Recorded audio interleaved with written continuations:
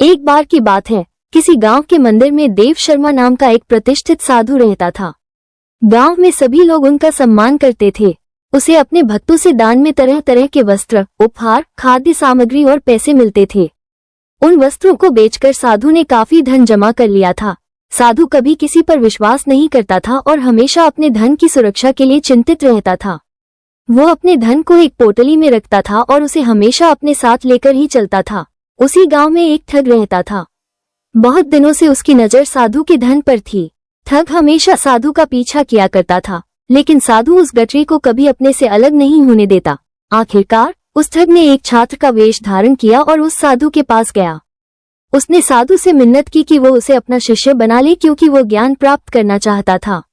साधु तैयार हो गया और इस तरह से वो ठग साधु के साथ ही मंदिर में रहने लगा। ठग मंदिर की साफ सफाई से लेकर अन्य सभी कार्य भी करता था और ठग ने साधु की खूब सेवा की और जल्दी ही उसका विश्वास पात्र बन गया। एक दिन साधु को पास के गांव में एक अनुष्ठान के लिए आमंत्रित किया गया। साधु ने वो आमंत्रण स्वीकार किया और निश्चित दिन साधु अपने शिष्य के साथ अनुष्ठान में भाग लेने के लिए निकल पड़ा। रास्ते में एक नदी पड़ी और साधु ने स्नान करने की इच्छा व्यक्त की। उसने पैसों की गठरी को एक कंबल के भीतर रखा और उसे नदी के किनारे रख दिया। उसने ठग से सामान की रखवाली करने को कहा और खुद नहाने चला गया। ठग को तो कब से इसी पल का इंतजार था। जैसे ही साधु नदी में डुबकी लगाने गया, वो रुपयों की गठरी लेकर चंपत हो गया। शिक्षा: किसी अजनबी की चिकनी चुपड़ी बातों में आकर ही उस पर विश्वास नहीं कर लेना चाहिए।